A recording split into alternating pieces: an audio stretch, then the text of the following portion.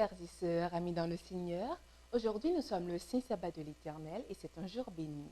Donc, je vous invite à continuer à prier avec moi à travers les 100 jours de prière, initiative prise par la Conférence Générale.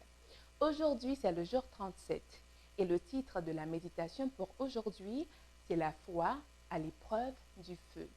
Je vous invite donc à ouvrir vos Bibles et à lire avec moi le texte de méditation pour aujourd'hui. On trouve ce texte dans Jérémie 32, verset 27. Et il est dit, « C'est moi qui suis l'Éternel, le Dieu de toute créature. Il y a-t-il quelque chose qui soit difficile pour moi ?» Certaines fois, nous doutons de l'immensité du pouvoir de Dieu. Mais ce que nous devons savoir, c'est que Dieu mettra toujours à l'épreuve la foi et le courage de ceux à qui il a accordé des responsabilités. Certaines fois, les apparitions sont souvent interdites. Mais bien que Dieu nous ait donné à maintes reprises l'assurance de son aide, la foi que nous avons en lui ne cesse de chanceler. C'est pour cela donc que je vous invite, chers amis, à prendre cet oracle pour vôtre. Ainsi parle l'Éternel, partout où vous passez, vous devez avoir ceci sur votre langue. Ceci doit être ferme, rempli de confiance, indépendant de tous les raisonnements humains possibles ou apparents. Aujourd'hui, je vous invite donc à partir de cette méditation à pouvoir méditer sur les questions suivantes. Puisque nous savons que les épreuves et les tests qui sont à l'avenir nous attendent, comment est-ce que nous pouvons avoir une foi inébranlable qui pourra résister même sous le feu? Je vous invite pour cela à considérer l'histoire de Daniel et de ses 3 amis qui étaient face à la fournaise ardente. C'est une situation vraiment très difficile, mais pourtant, ils ont vécu cette situation grâce à leur préparation. Alors, la question que je vous invite à vous poser, c'est comment est-ce que vous pensez que Daniel et ses amis ont pu se préparer pour pouvoir confronter ce moment difficile?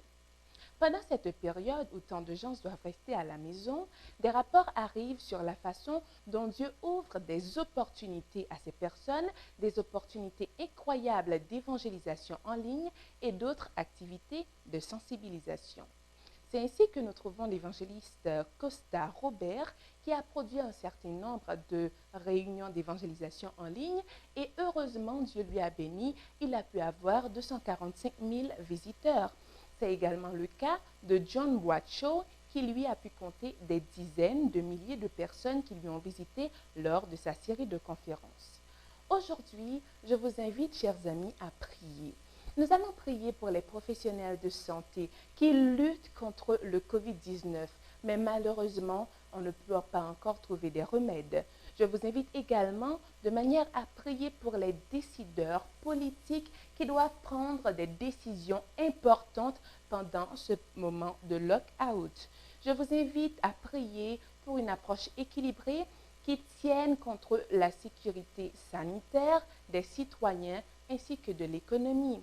Je vous invite à continuer à prier, frères et sœurs, pour les petites entreprises, pour les petites affaires qui ne pouvaient pas marcher auparavant, mais qui, à cause de ce moment de lock, malheureusement, ces affaires ne peuvent pas se développer comme elles auraient pu et peut-être, qui sait, peut-être que ces affaires vont pouvoir connaître un moment de fin. Prions, frères et sœurs, prions pour les hommes, les femmes, les enfants qui sont vulnérables aux situations dangereuses qu'ils rencontrent actuellement. Prions de manière à ce que Dieu puisse ouvrir des portes à leur communauté et de manière à ce qu'ils reçoivent de l'aide dans ces moments difficiles. Prions, frères et sœurs, pour ceux qui travaillent dans les banques, dans les épiceries, dans les stations de service, dans les marchés et dans d'autres entreprises essentielles. Prions pour qu'ils soient protégés contre le coronavirus et lorsqu'ils traitent avec des personnes, que Dieu puisse leur venir en aide. C'est un impératif pour nous de prier, frères et sœurs. Je vous invite donc à maintenir ce lien de prière solide et chaque jour, nous prions les uns pour les autres.